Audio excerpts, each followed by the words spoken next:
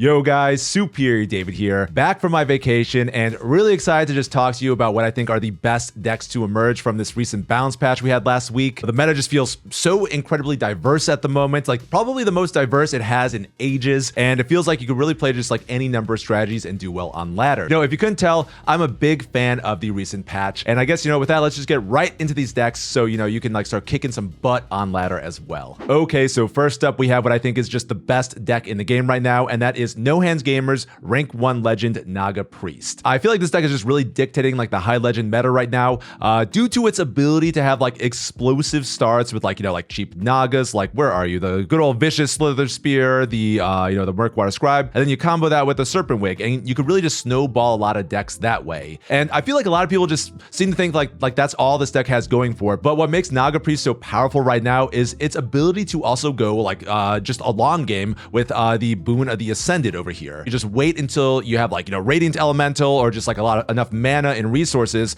so you can go all in on a minion with like a bunch of buffs, like of course like the Wigs, the Shadow Word Devours. And then hey, if you're feeling like so inclined, pop it with a Bless as well. And then on that minion, you'll cast the Boon of the Ascended, and then you create this giant minion with taunt that most decks just can't deal with. And even if like say for instance they have like a silence, you don't even care, because the Boon of the Ascended, the minion just like naturally has the stats when it's summoned. It's not like a buff or aura or whatever, so you won't lose the stats if the Boonie gets silenced. This coupled with the early game makes Naga Priest just a mighty threat on ladder. You can also just scam games with Pelagos over here, like an unanswered Pelagos. Man, that could be just so freaking mean, because he could just win games if left uncontested. But anyways, I think there's a lot of power behind this deck, and at high legend, it's definitely the best deck in the game. But I think as you trickle down the ranks on ladder, I think there's one more deck that's very powerful that might be just a bit better, and that would be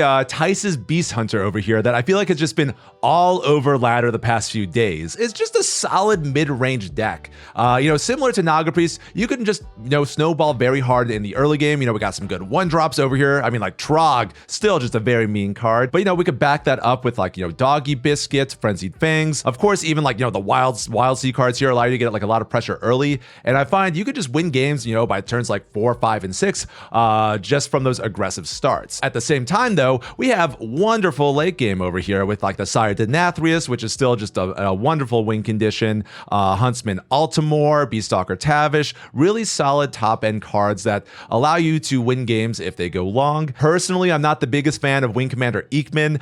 Looking at the stats, I'm still not sure how great this card actually is, but I know people love playing him, and he is just like another like top end win condition that could be good if you're running into like slower decks. And then like all good decks in Hearthstone, we have access to very solid mana cheating with, again, that Harpoon Gun, being able to reduce the cost of our beasts, but also the Ajaran Saber, being able to get like that Sunken Saber into your deck and pulling it out with like either the Harpoon Gun or like Pet Collector allows you to cheat out big old beasts. I've won many games with like a cheated out King Crush. Feels wonderful when it happens. But one thing that I feel like flies under the radar a bit though is using the Harpoon Gun to like cheat out like a turn 4 Hydrolodon. If you could potentially high roll that, oh my goodness, it is hysterically powerful, and people will often just concede because it has a lot of pressure early on. Doesn't happen too often, but sheesh, when it does, it just feels wonderful. So overall, I feel like for the majority of Hearthstone players, Beast Hunter will probably be the better performing deck for you, just because it's a bit more straightforward than Naga Priest. With this deck, you're oftentimes you just want to curve out and go face, and like, hey, that's okay. But if you want a deck that can like hold its own against Naga Priest as well as Beast Hunter, then I think this next deck is going to be for you, and that would be good old Control Shaman. This is Meaty's list that he took to a rank 1 legend, and Control Shaman has just such a solid matchup spread across the board in the meta right now. Like most of its matchups are plus or minus 50% win rate, give or take. So that makes this like a deck that's just really good for ladder, because you feel like you have a chance to win just most games. And I feel like the solid ladder performance stems from this deck just being so flexible. You have like a ton of ways to win games. You got like the classic, hey, like Sire Denathrius over here again, or you could play like like Mutinous or Theatar to just mess with your opponent's win conditions. We got good old Glug, like an uncontested Glug could like absolutely run away with games and it's hysterical. But you can also win just by like out-tempoing your opponent by like, like summoning like a bunch of discounted Murlocs with Clownfish, or just that like consistent sustained pressure with like Wildpaw Cavern. Really good against Demon Hunter, by the way, because then they can't just like attack you in the face. And then of course there's everybody's favorite, like Muck Pools with the Goldshire Null cheated out like turns like 3 or 4. You get that big old 10 drop early on, and wow, I have like just destroyed so many opponents just by like getting like big old 10 drops early in the game. And I think Control Shaman is particularly well positioned just because of like the Primordial Wave. It allows you to deal with like the buffed minions from Naga Priest. It allows you to deal with like Hunter's Death Rattles. Overall, this deck is like just amazing for ladder right now because of its solid, like well-rounded matchup spread. And if you want to learn more about this deck, I will be uploading a video tomorrow. So, make sure to subscribe to the channel if you haven't already so you don't miss that. But anyways, that light shilling out of the way.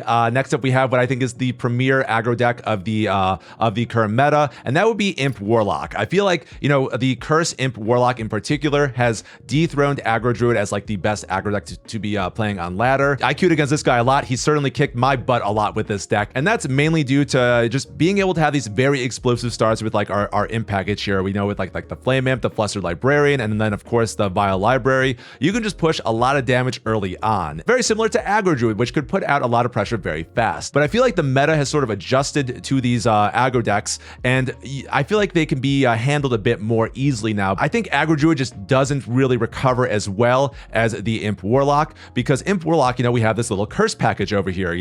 We have basically all the curse cards. So if you get pushed off the board, you don't really mind too much because you can still push a lot of damage with like Tamsin and with like combo with like Drag from Below, and then you can play like Lady Darkbane to get like even more recursions of those curses, and that damage really adds up. I had a lot of games against Rin again where he kicked my butt because I think like, hey, I'm so safe right now because they don't have the board, and then boom, they blast me down with curses, and I get like I get a little salty about that. So there's a lot to love here if you like going face. A lot of ways to just really punish people who are trying to like experiment with decks right now just due to those aggressive starts. But if you're not about that smork life, that's okay, because I think this last deck it'll be the one that will just do it for you, because I think this last one's a lot of fun. And that would be Pheno's Relic Demon Hunter. I feel like Relic Demon Hunter at the moment is more like middle of the pack, in like the meta ranking considerations. But personally, this is my best performing deck, and it's like not even close. The nerfs to Mage and Druid just have opened up enough space in the meta for Relic Demon Hunter to compete a bit better, because you have more time to get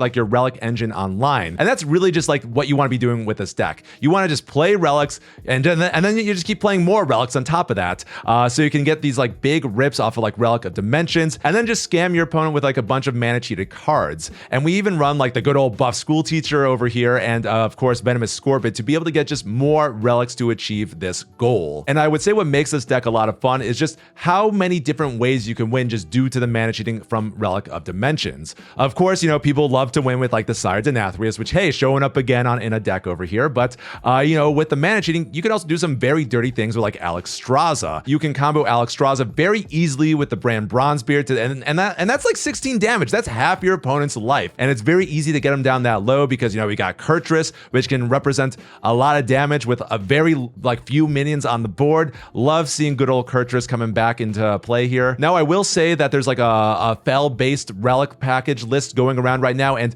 personally I'm not the biggest fan of like the Fel package with the relic package. I've never really been a fan of that, but all that being said, don't be afraid to experiment with this list, because I think Relic Demon Hunter as an archetype it's just far from solved right now. I feel like there's just so many more cards you can just throw in here. I've been seeing people throwing in like the Ambassador Phelan just so you can make like Topple the Idol better. I know Meaty was running Mutinous, so just a lot of like wiggle room with how you build this deck. So go out there, have fun with it. It's a really fun archetype. So there you have it. Here are what I think are the best post-nerf decks that you can use to just kick butt on ladder with right now. And just to get a quick recap, we've got No Hands' rank 1 legend Naga Priest, which I think is just the best deck in the game. Really formidable, flexible deck. As you go down the ranks, Beast Hunter, still a really powerful deck, might perform better for more people just because it's a bit more straightforward. But both of these I feel like are the decks to beat right now. And then you have Control Shaman over here, Meaty's rank 1 legend list. Just a solid performer on ladder. It has game against both of these decks. Really no like super unfavored matchup. So definitely want to like play this one if you just want like a fun ladder experience. And then moving on down, we've got Rin's Imp Warlock, which